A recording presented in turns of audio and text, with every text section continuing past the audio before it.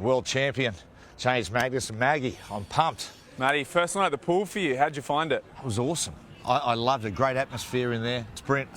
Ali versus Fraser. Ariarne Titmus versus Mollie O'Callaghan. Mollie won convincingly. Did it surprise you?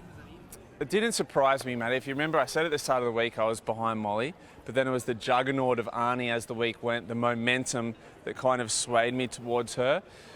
Mollie always had more tools in the duffel. She's more skillful, she's got more speed, and she's got that turn on the third 50 where we saw it tonight. That's where she pulled away from Mollie and Siobhan Jorge over in lane 6, who did stick with the two girls for quite a way. Mollie, more tools in the duffel. Here, I'll call it now, Matty. Mollie O'Callaghan will go on to be our greatest Olympian in history. Wow. Okay. Can I just ask you something there? You said more skillful. See, for the layman, you know, it's swimming. What do you mean by more skillful? Dive, underwater butterfly kick, and tumble turns. So she's very skillful across those three areas. The reason being she's a 100 freestyler moving up to the 200. You have to be world class in all three of those disciplines in the 100 freestyle to beat any chance. Whereas Ariarne's coming from the 400 down to the 200, where those skills are slightly less consequential.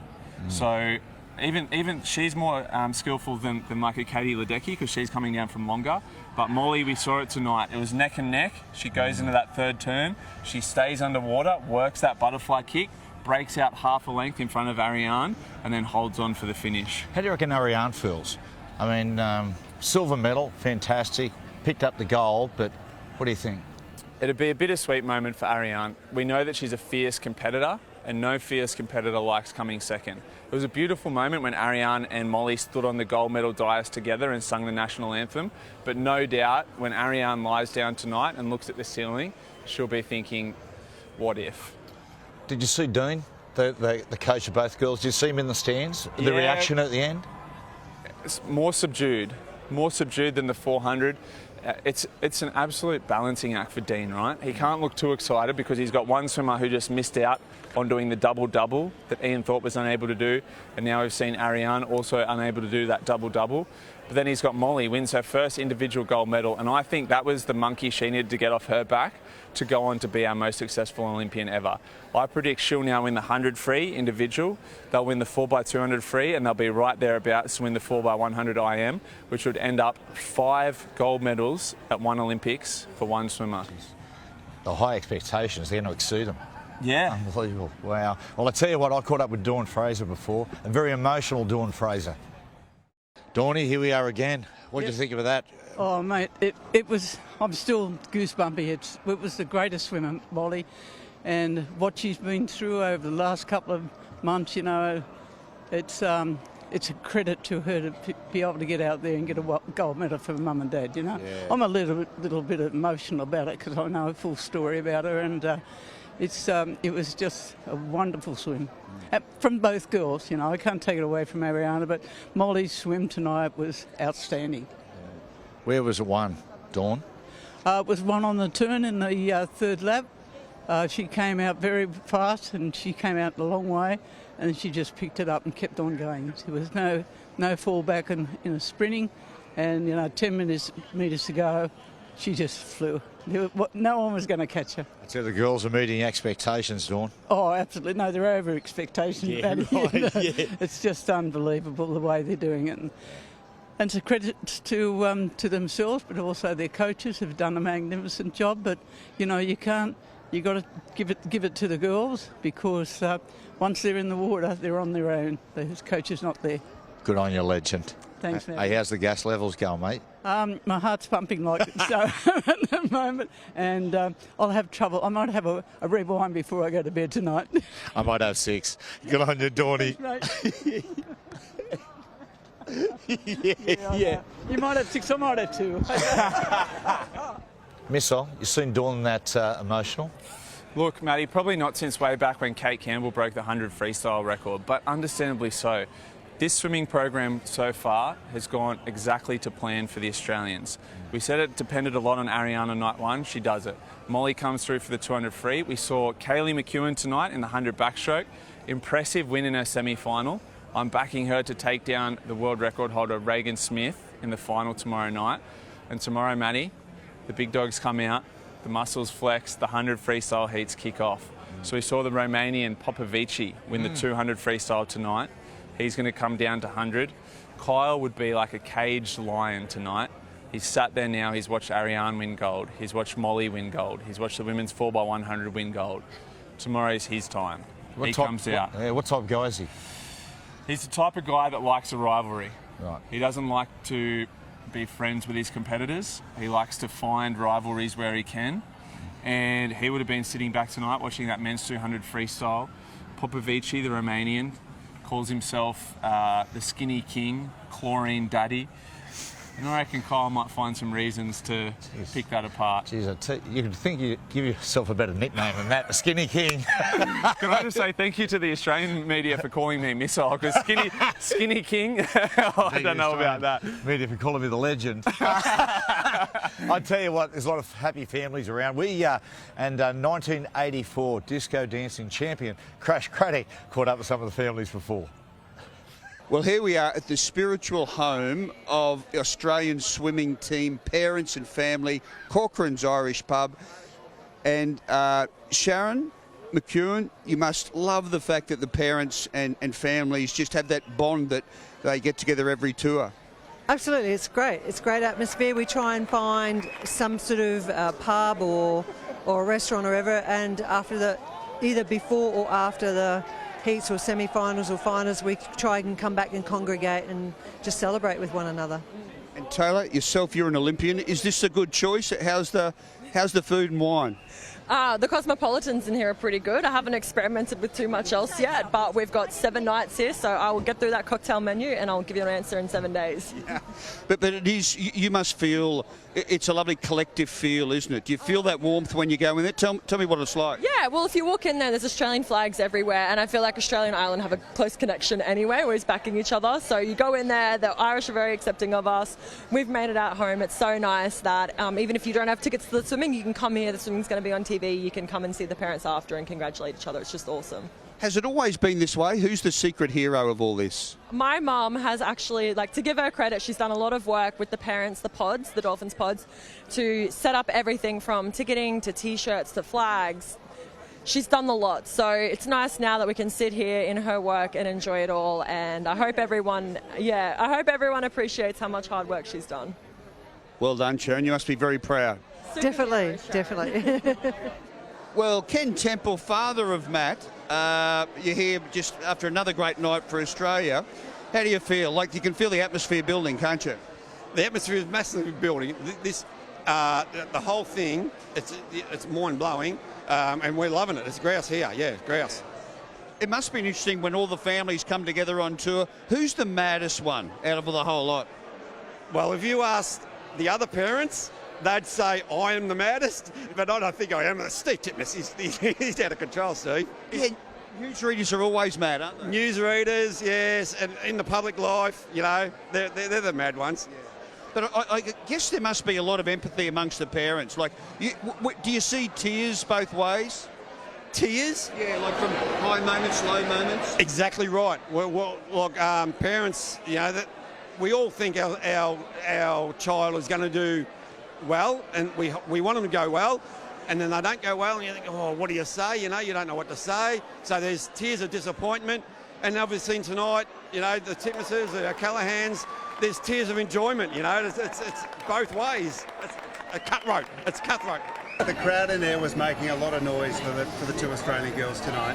What did you make of those swims? Oh, look, it was fantastic. And, the thing about swimming in Australia at the moment is that we've got the best swimmers in the world at a time when women's swimming is at its best of all time. And that makes it extremely competitive. And the great thing is that all of the girls are now driving each other to be better and faster. So every time they go out and swim, you've got to swim a perfect event. And so, look, I think that makes it exciting, and it's fantastic. And to have that noise that we've had in there this week, 20,000 people with the noise they're making, it's just, the atmosphere's electric, it's fantastic, and it's such a thrill. Arnie made her way over to you. It took a while to get yeah, there's a lot of people there. But a lovely moment, again, on the pool deck for you guys. What did she have to say? What did you say to her? There were no words, there were hugs, and I told her I was so proud of her. You know, that's what you say as a parent. You're inspired by the way that she can handle pressure and how she conducts herself out of the water as well as in the pool. And look, you know, she might have been a bit disappointed with the first 50 in that race. Knowing her, she's her toughest critic. She will go back and look at it. But it's hard to perform to perfection every single time you get in the water. And, you know, Mollie was able to put her race together and you know, congratulations to her. I just think to have two Aussies up there showing the world how good they are in women's 200 freestyle, bring on the 4x2 relay.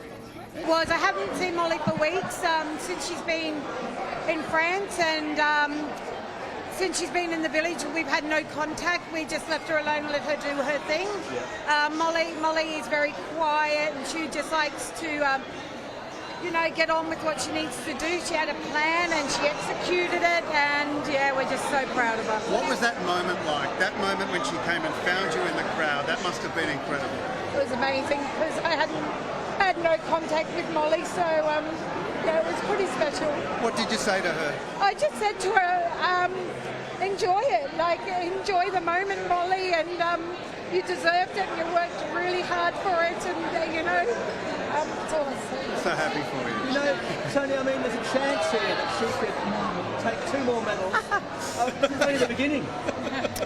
I know, I've got to calm down because tomorrow's the 100 free, and hopefully she goes back and she'll have to calm herself down and get ready for the heats for the 100 free, and then we got relays, but you know, she's a professional and she's got a great team, and she's got Dean Boxall, and she has, not just that, she has all her Australian dolphins around her, and they just support each other. So. Oh, look at, mate, he loves it, Crash, doesn't he? Doesn't he ever, Matty? Doesn't he ever? I'll tell you what he's going to love.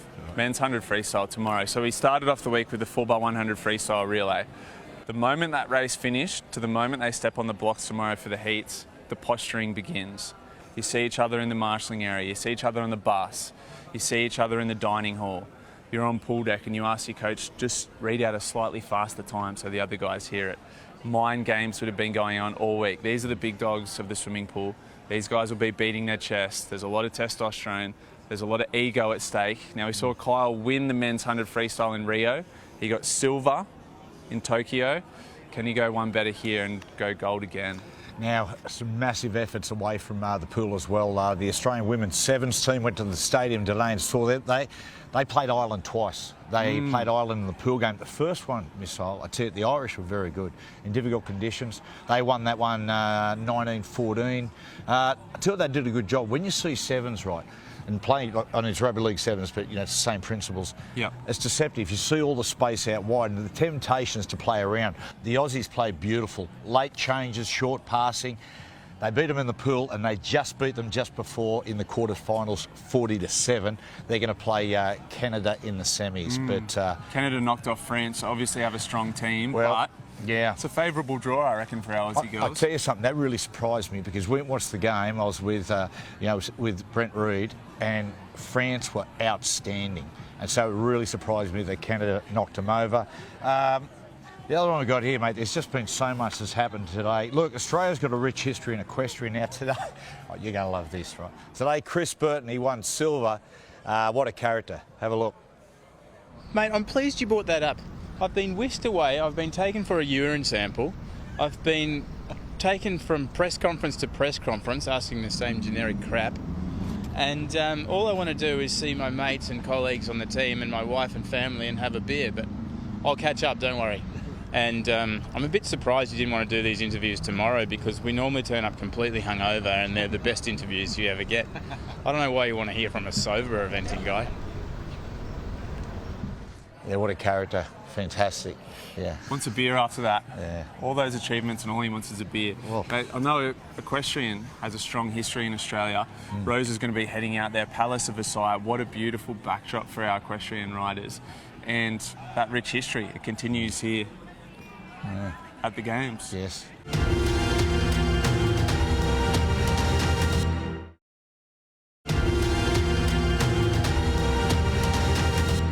Missile, tough start for the Opals. They played Nigeria today.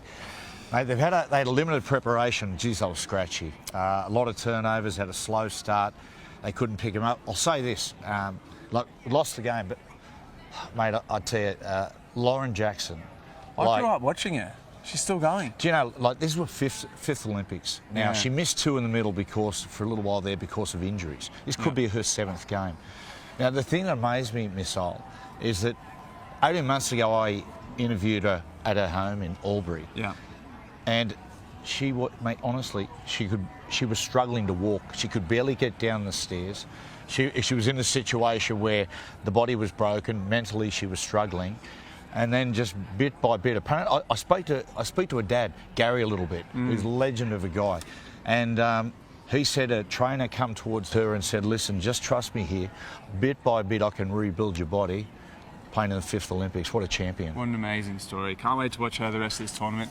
I can make him bounce back from that. Now, Harry Garside. We said about this last night. Harry was at a real crossroads, given the fact that he quit the pros to go back and try to win a gold medal. He was knocked off today. He was beaten by a Hungarian. I'll tell you what, the Hungarian could really fight. It was a tough one for Harry. The Hungarian, mate, he was a great mover. He's got a bit of Muglera about him. Strong puncher, good fighter. We spoke about luck of the draw. Just on that draw, how do they decide? Like, if this Hungarian then goes on to win the gold medal, and Harry could have been potentially fighting for said gold medal, but he just runs into him first round, is that just pure luck? I suppose it is. Yeah, I think it is. What's interesting about Harry, I feel for Harry. Right, Harry's a bloke, and I see this with sport a lot, modern sport. Harry gives so much of himself, Harry Garside. He's a bloke that he's always given a lot of himself, and he's speaking a lot about different things. He gives so much of himself to others that I think it costs a little bit of him. Yeah. If you know what I mean? Yep, 100%. You know, there was this great old owner of the LA Raiders, right, when they were winning everything in the 80s. His name was Al Davis, mate, real character. And, you know, when you talk about distractions and giving too much and all the rest of it, his motto was, just win, baby. Yeah, wow. And that's sometimes, it is, isn't it? You can relate to that. So will Harry Garside go back to the pros, get some fight nights going and kick that pro career off? I don't know. I don't know. I was talking to Peter Bedell.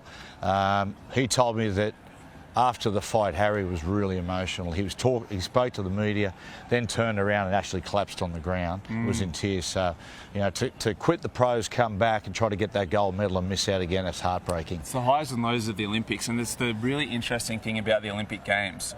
You go back to the village, you go back to the Australian rooms, right? So tonight, sitting in the food hall, you've got Mollie O'Callaghan on cloud 9, just won an Olympic gold medal, will probably go on to be one of our best Olympians ever. Sitting next to her, you've got Harry Garside. That's even the job of the Australian Olympic Committee as a whole. How do we balance all these emotions, ride the roller coaster of the week that is an Olympic Games, and continue to get athletes good results regardless of all these crazy distractions going on around them? How'd you handle it? It was tough, Matty. Honestly, it was tough because we had the best example I can give. The first night of the London Olympics, we had the men's 4x1 free and the women's 4x1 free. We missed out on a medal, and we were one of the favourites to win it, and the women won.